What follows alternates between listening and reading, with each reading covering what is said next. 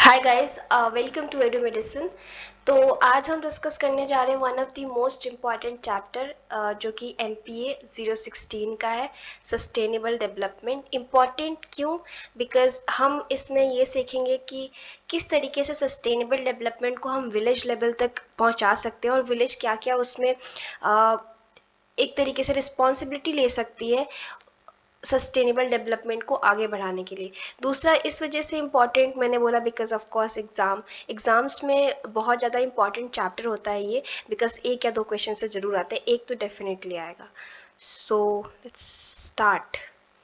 देखिए, जो रियो अर्थ समिट हुआ था वहाँ पे सबसे बड़ा जो हमने एम रखा था वो यही था। हम उस टाइम पे रियलाइज़ कर चुके थे कि इन्वायरमेंट को बचाना कितना ज़रूरी है। डेवलपमेंट के चक्कर में, विकास के चक्कर में हम सतत विकास करना भूल गए थे। तो सस्टेनेबल डेवलपमेंट का कहीं ना कहीं एम जो है वो रियो अर्थ समिट से ही हुआ था। उसके बाद जो इसका डेफिनेशन है, जो मुझे पर्सनली भी ठीक लगता है और बहुत इजी टू रिमेंबर है, याद करना आसान है, वो है ब्रुटलैंड कमीशन का रिपोर्ट का, जिसपे जो आवर कॉमन फ्यूचर रिपोर्ट थी उसका, जिसमें उन्होंने डिफाइन किया development which meets the needs of the present without compromising the ability of future generations to meet their own needs. मतलब हम अपना विकास करें जो हमारी प्रेजेंट नीड्स है, रोटी, कपड़ा, मकान, हेल्थ केयर, वो भी हो, लेकिन हम इतना धरती का नाश ना कर दे कि पूरे जंगलों को ख़त्म कर दे डेवलपमेंट के नाम पे, और एकदम हम तबाही मचा दें, ना पानी बचे और पूरा पोल्यूशन भर जाए। ऐसा नहीं करना है। हमें एक तरीके से अभी डेवलपमेंट करनी है, ऐसी डेवलपमेंट जिसमें इन्वायरमेंट को भी प्रोटेक्ट हम कर सके और फ्यूचर जनरेशन के लिए भी बचत करनी है, कि ऐसा ना हो कि हम सारा पानी जो वाटर लेवल है उसको और नीचे पहुंचा दे, जब नेक्स्ट जनरेशन आए तो उनके पास पानी ही ना पीने को मिले और गंदा सा वो इन्वायरमेंट मिले। वो हम नहीं चाहते। ठीक है। उसके बाद जो सबसे ज़्यादा ध्यान इसकी तरफ पहले कोई जो दिलाने वाली थी वो थी रेचल कार्सन।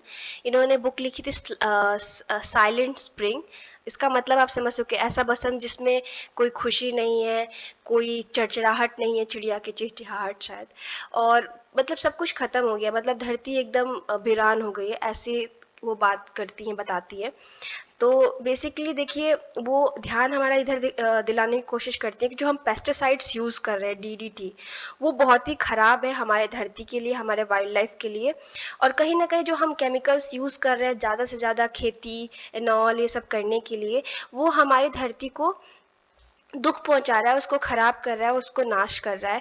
अगर हमने अभी एक्शन नहीं लिया तो कुछ दिनों में ऐसा होगा कि हम एनवायरनमेंट को बिल्कुल ख़राब कर चुके होंगे, और ऐसा कोई जगह नहीं होगा, नेचर बिल्कुल भी नहीं बचा होगा, हमारा जो प्रकृति है, और कुछ बचा ही नहीं होगा। अगर धरती नहीं है, पानी नहीं है और इन्वायरमेंट साफ़ नहीं है तो हम जिएंगे ही कैसे?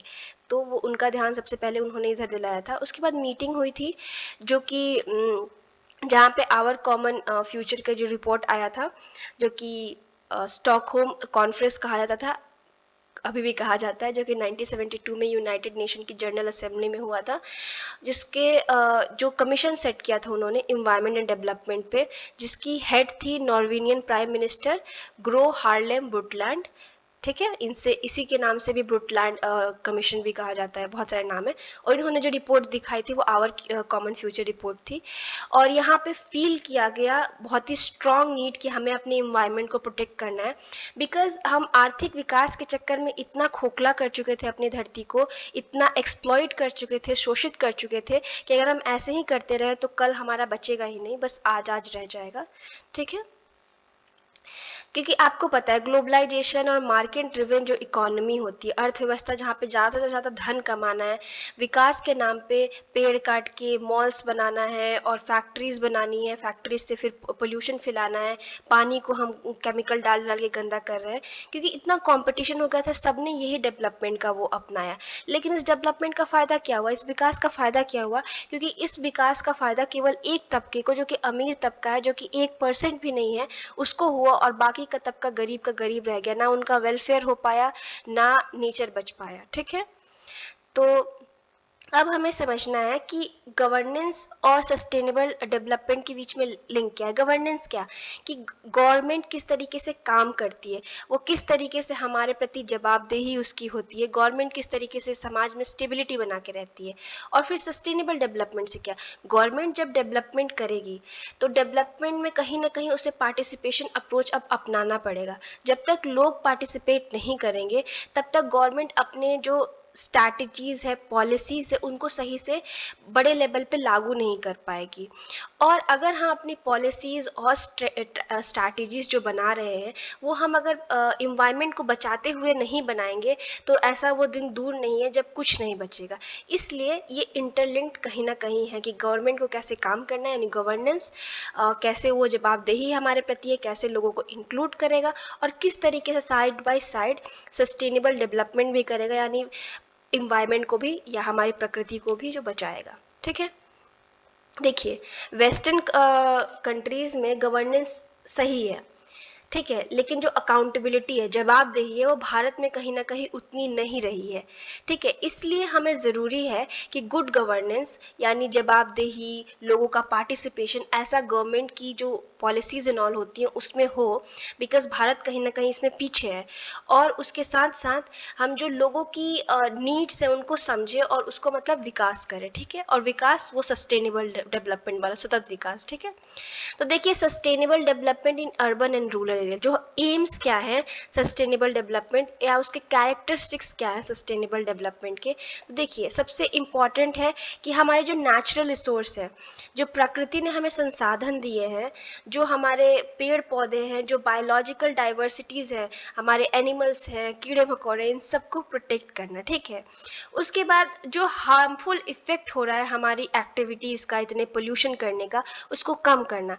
इन्वायरमेंट और इकोनॉमी को जोड़ के चलना, मतलब जो हमारा इन्वायरमेंट है उसको अर्थव्यवस्था, मतलब विकास के चक्कर में हम इन्वायरमेंट को ख़त्म नहीं कर सकते, कहने का अर्थात ये है।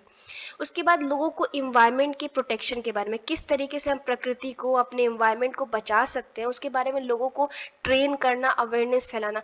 आप यूट्यूब पे जाके देखिए लोग सस्टेनेबल डेवलपमेंट के बारे में कितना कुछ कर रहे हैं। जैसे बहुत लोग क्या करते हैं कि अपनी शादियों में प्लास्टिक्स नहीं यूज़ करते, प्लास्टिक की प्लेट्स नहीं यूज़ करते, प्लास्टिक का डेकोरेशन नहीं यूज़ करते। हर कोई अपने अपने लेवल पे काम कर रहा है। ऐसी बहुत सारी ऑर्गेनाइजेशन है जो मंदिर से कूड़ा कचरा निकलता है या फ्लावर निकलता है, उसका वो लोग सोप, मतलब साबुन, चाहे परफ्यूम, इस टाइप की चीज़ें बनाते हैं कि कूड़ा करकट इकट्ठा ना हो। कूड़ा करकट से जैसे things, waste to wonders type की चीज़ें बनती है। दिल्ली में एक पार्क है जो वेस्ट टू वंडर्स कहा जाता है, वो कूड़े करकट को इकट्ठा करके बनाया गया है। तो ऐसे लोग अप्रोचेस अपना रहे हैं जिससे हम इन्वायरमेंट को बचा सके। ठीक है, उसके बाद पार्टिसिपेटरी अप्रोच, यानी जिसमें लोग बढ़ चढ़ के हिस्सा ले, ऐसा अप्रोच हमें अपनाना है। ठीक है, केवल एक सरकार ऊपर से ऑर्डर दे देगी कि हमें इन्वायरमेंट को बचाना है तो नहीं हो पाएगा।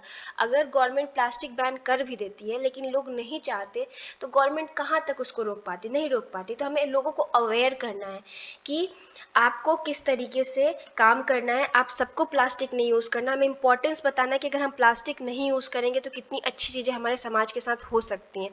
तो जब तक लोगों का साथ नहीं होगा, चाहे कितने भी हम ऊपर से, सेंटर से, स्टेट गवर्नमेंट से ऑर्डर्स दे दे, रियल लाइफ में उसका कोई यूज़ नहीं हो पाएगा। ठीक है, इसीलिए कहीं ना कहीं लिंक है गवर्नेंस और इन्वायरमेंट के बीच में और लोगों के पार्टिसिपेशन के बीच में। देखिए ऐसा बहुत सारे आपको स्टेट मिलेंगे जहाँ पे डेवलपमेंट कहा जा रहा है कि इंक्रीज हो रहा है, लेकिन वहाँ पे पुअर गवर्नेंस है, मतलब जवाबदेही नहीं है, लोगों तक रीच नहीं है, जो लोगों के लिए कानून, अधिकार या उनके लिए नीतियाँ बनाई वहाँ तक पहुँच नहीं है, तो उसका कोई फायदा नहीं है। ठीक है, उसके बाद हम बात करते हैं बेसिक अमेनिटीज़ की।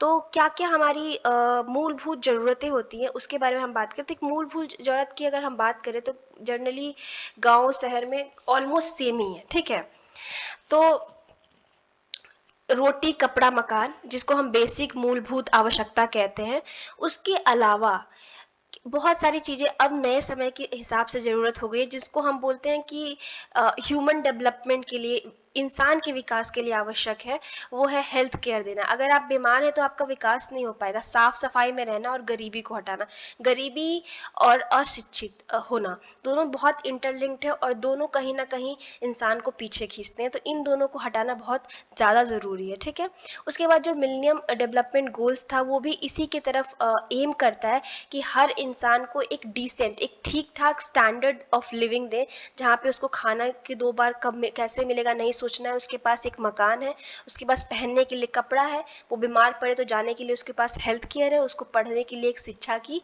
संस्था है उसके पास। ठीक है, और एक पीरियड दिया था जो कि 2015 था आई थिंक, जो कि मेरे हिसाब से पूरा नहीं हो पाया। लेकिन आप देखेंगे कि इसका भी एक निगेटिव है। ऐसे बहुत सारे गरीब लोग हैं जिनको पता नहीं कि एक खाना हमें मिलेगा या नहीं, या दूसरी बार हम खाना खा पाएंगे कि नहीं। उनके पास ना रहने के लिए घर है, और जब इतनी छोटी चीज़ें उनके पास नहीं है तो शिक्षा और हेल्थ वो कहाँ से सोच सकते हैं। औरतें गाँव में कभी कभी 10 से 15 किलोमीटर जा रही हैं पानी लाने के लिए, तो उनके पास बेसिक नीड्स फुलफिल नहीं हो पा रही हैं। ठीक है, और देखिए ये गाँव का हाल आपने देखा तो सोच रहे होंगे कि शहरों का डिफरेंट है, या ऐसा लगता है कि शहरों में बहुत लोग जो विलेज में रह रहे हैं शहरों में लाइफ अच्छी, ऐसा नहीं है। सेम सिचुएशन यही है। लोग गाँव से माइग्रेट करके शहरों में नौकरी की तलाश में आते हैं, झोपड़ियों में रहने के लिए मजबूर हो जाते हैं, स्लम्स में जिसकी स्थिति दयनीय है, ना वहाँ पे पानी है ढंग से, ना घरों से पानी निकलने की व्यवस्था है, ना खाने का यहाँ पे मतलब बहुत सारी दिक्कतें हैं। उसके बाद ना उनको कोई प्रॉपर हेल्थ केयर ये सब मिल पाता है। ऊपर से जो इतना ज़्यादा पॉपुलेशन गाँव से शहरों की तरफ माइग्रेट करके आता है, तो जो अर्बन बॉडीज़ हैं जो इलेक्ट्रिसिटी पानी वगैरह प्रोवाइड करती हैं, ट्रांसपोर्टेशन प्रोवाइड करती है, उनके ऊपर भी प्रेशर बन जाता है कि इतनी बड़े पॉपुलेशन को वो कैसे संभालें।